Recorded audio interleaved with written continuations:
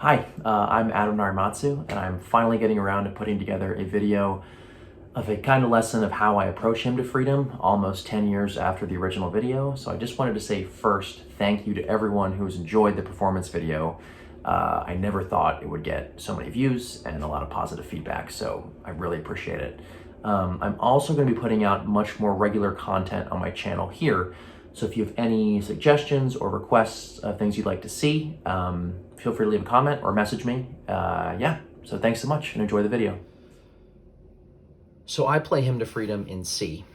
I believe the original recording is in G, but for the sake of making a tutorial video based around my original performance video, we're going to keep it in C. I'm going to go through the chords first, and then we'll talk about the melody. So the first chord is a C major. It's nice and spread out, nothing complicated. After that is an E, or E7, which is E, G sharp, B, D. And that resolves to the A minor. So it's called a secondary dominant. The 5 of A minor is E7. Go to the A minor. After that, it's an F major, followed by an F sharp diminished, and then sort of a C over G. So a C chord with a G in the bass. And then you have some options here. You can just go to a C7, to the F, F sharp diminished, and then a very gospel movement here, C over G, E over G sharp to A minor. So that's C over G, E over G sharp, A minor, really kind of keeping that bass movement. Then we have a D7, D, F sharp, A, C, followed by a G, and then typically the bass goes. And that's where you get that nice octave walk up from G back to the C, E, A minor, and then you can do what's called a 2-5-1 to go to the F. So in the key of F, the 2 chord, G minor 7, 5 chord, C7. So in that part of Hymn to Freedom here,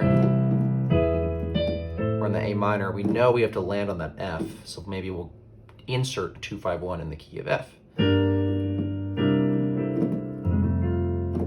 the F, F sharp diminished, looks familiar, right? C over G, back to the C7, F, F sharp diminished, C, and that same movement. And now we have, instead of a D7 here, we have a D minor or an F over D. I guess we call this a D minor 7. C over E, F, G7, back to C. And that's it, back to a G7 to start us over. So we go through that first part twice, and then the B section goes to a G7 or just a G.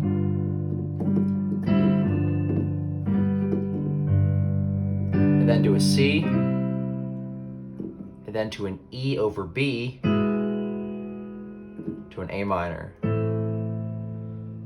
So from the top of the B section,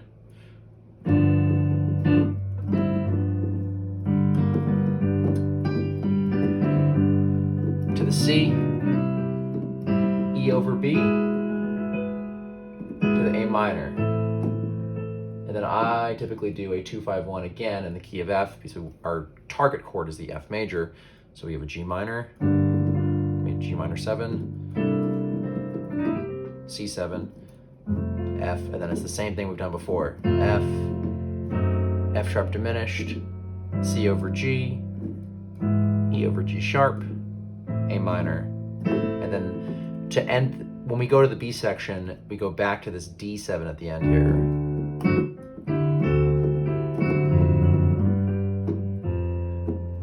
to G7, and then we're at the top.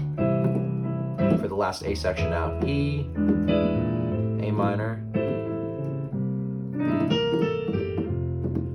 F, F sharp diminished, C over G,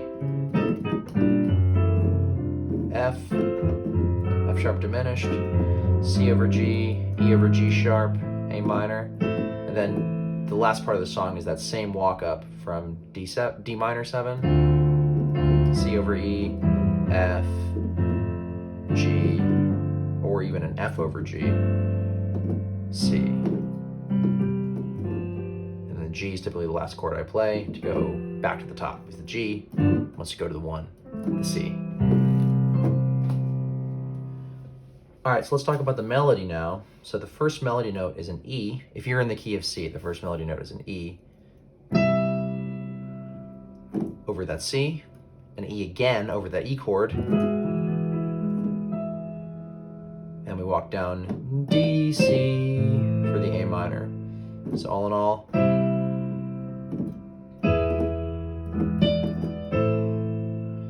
you want to keep that melody usually on the top of your chord, so you can see that the melody is embedded in the notes of this chord. That's why it sounds so strong. Right, and then we have just the C7, and then here over the F chord, C, and then over the F sharp diminished, we actually have a B natural there.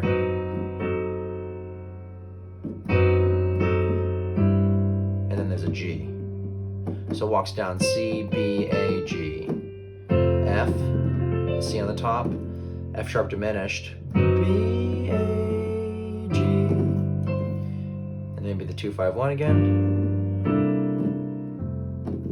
Same thing, C, B, A, then G, E, D, C.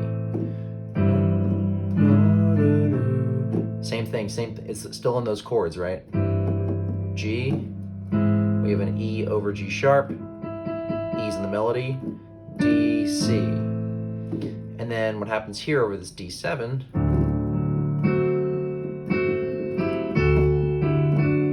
the top melody note is, but you want to do it in thirds like this. D and F sharp together, E and G, F sharp and A, E and G, D and F sharp. And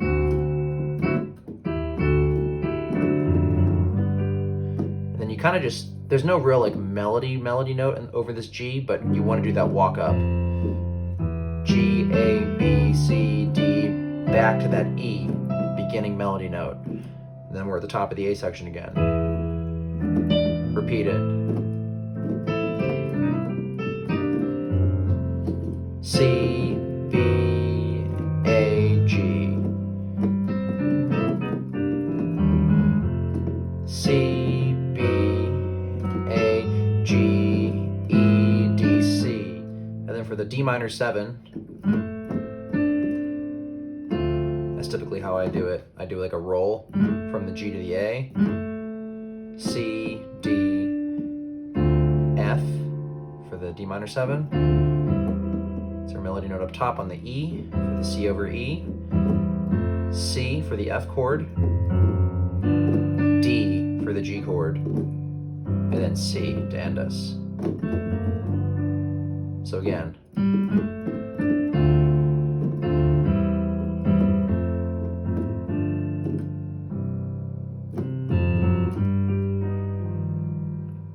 So now let's talk about the B section. The melody starts using sort of kind of integral blues vocabulary. And that riff is E flat and G, and then you slide your middle finger to the E natural, C, D.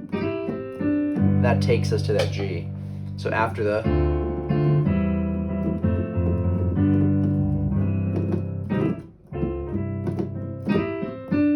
G7.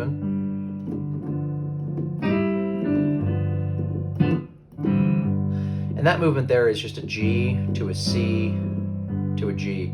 That's a really important movement in blues and gospel. 1, 4, 1.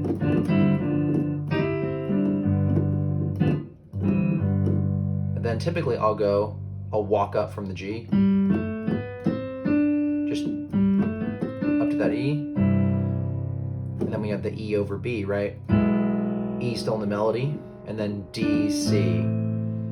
And then usually I'll do that 2-5-1 in the key of F, so G minor 7. And then we have the same melody over the F chord here that we did before. G, E, C. We go to the D7 here, same thirds.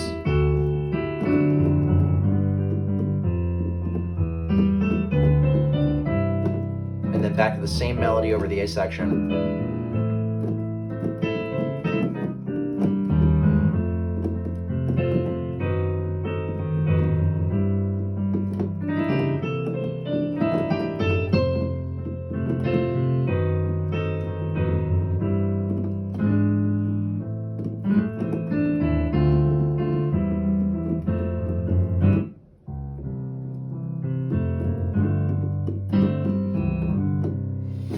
As you can tell, I'm not playing it the exact same way all the way through, which is honestly a feature, not a bug, right? You want to have the melody down in a way where you can alter it and make it interesting each time you go through the progression. So now let's talk about how we kind of make the song our own and sort of, the performance video that I'm very appreciative that people love is pretty old. It's from 2015, but I still use a lot of those techniques even in my playing today. So let's just go through it, right? So if you can reach a 10th in the left hand, that lends a lot to the sound, but at the very least, you want to be playing octaves in the left hand. 10ths ideally are a little better. They throw a little bit more harmony in the left hand. Even rolling a 10th from E, B, G sharp, but octaves still work too. And I kind of use sort of like a bass and then coming up like a really slow, not quite a stride thing, but it's a really simple way to lay down the bass heavy with the octave and just come up and play the top structure of the chord, right? So for example, over the C in the left hand, I might be C and come up and play the E, G, C.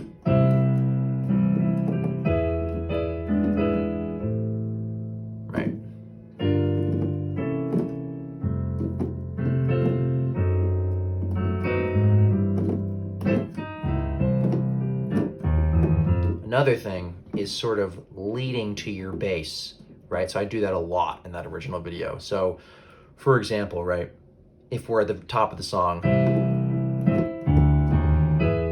I'll just walk the octave up chromatically, D, D sharp, E, or especially when you go to that F, right?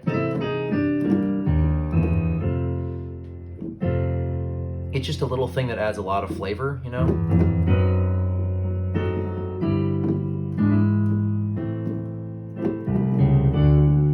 And it's easy, which is nice.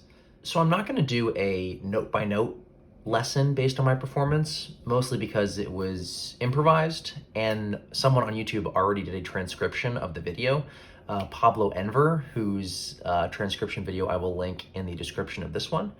Huge shout out to him because it was really cool seeing my playing on sheet music. And you can actually purchase sheet music from him from his Patreon, so highly recommend. But I figured I would just kind of give you the basic toolbox of what I'm thinking about when I'm playing. So scale-wise, there's two scales that I'm thinking about. There is the C major blues scale and the C minor pentatonic blues scale. So C major blues is C, D, E flat, E, G, A, C, with occasionally the A flat in there depending on the riff.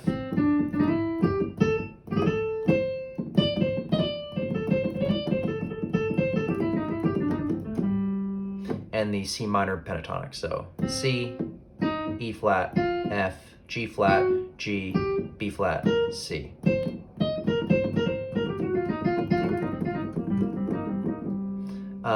And good blues playing knows how to combine the two. So if you can kind of mix the sound of the major with the sound of the minor, your playing will sound varied and interesting. I'll give you a few basic riffs, but I'm actually going to start my own series of kind of like integral blues piano riffs that I'm going to start putting out at a regular interval. But for this particular performance, there's a few that I think are really helpful. So one is just getting used to the idea of sliding your finger from the minor third to the major third on C, F, and G, right? So if C minor is C, E flat, G, and C major is C, E, G, getting used to sliding from E flat to E. Or if F minor is F, A flat, C, sliding to the major third, making that A flat and A natural. And a lot of the riffs you see me play, that kind of bluesy tone relies around being able to just slide your finger from E flat to E, or A flat to A, or B flat to B. What I typically tell my students is that when you're trying to kind of build your vocabulary, pick something very simple, right? Like if you have one riff, and play a very simple version of the chords of the song.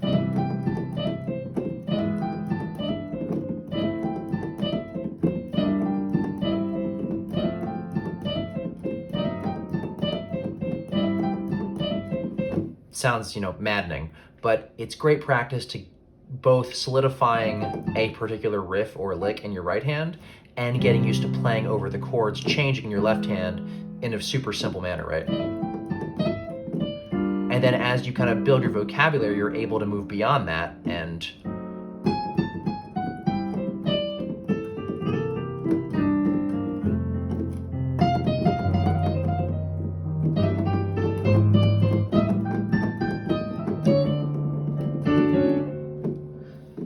another thing that I think is pretty important is, especially if you're playing a solo piano version of the song without like a traditional, jazz trio in the background, you want to diversify where you are on the keyboard. So kind of in like the later half of the performance video, I take it up,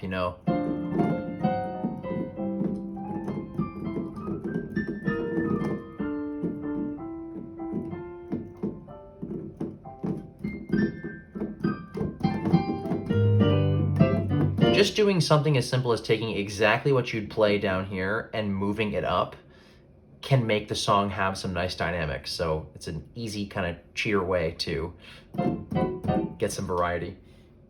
Some example, just like little riffs that I can think about that I like to do. I like taking the chord and taking the root and going down to the dominant 7, right? So if we're on this E,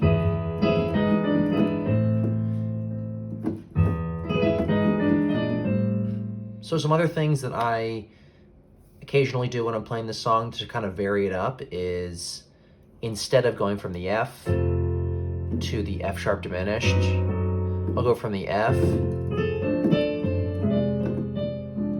to the F minor, right? Minor 4.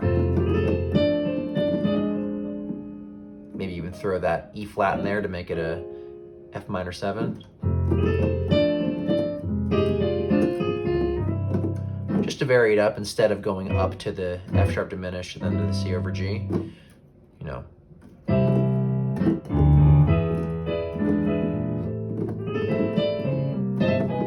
That's a big one too. C6, walk it down chromatically, so C, E, A, B, E flat, A flat, B flat, D, G.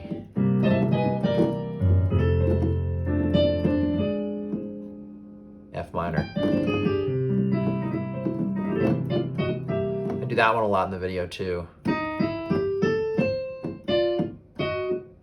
Take your thumb, E flat, E, G, A, C, and then move that structure up those sixths. F and D, F sharp and D sharp, G and E. And that movement, I'm just kind of listing stuff out for you guys. Just like I've mentioned before, that going from the 1 to the 4 back to the 1 is a really important sound. You can do that same idea with the F, right? If you're an F, the 1 is F, B flat's the 4, is the 1. So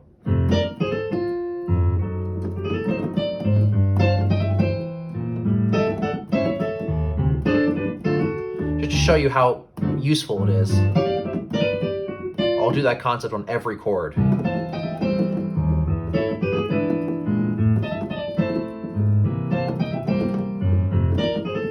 Maybe not the diminished. Is that riff? F minor.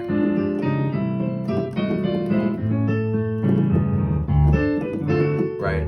4, 1, 4, 1, 4, 1. And you can use that structure and link things together. I love doing this. Right, so I'm going essentially 4, 1, 4, 1, but I'm kind of utilizing different rhythms. And you can even do it pretty fast.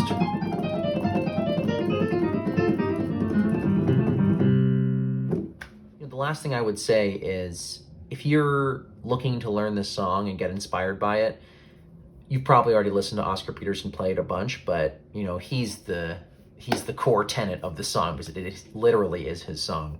Listen to him do it, and listen to other people do it too. I'm just one version, but if you like my version, I do offer virtual lessons. So if you want to reach out, comment, or whatever, I'll also leave my email in the description of the video. I'm always taking new prospective students. I teach virtually and I teach in person. I live in New York. So feel free to reach out. I would love to talk about this song and, you know, general blues and jazz piano with you. Thanks so much for watching.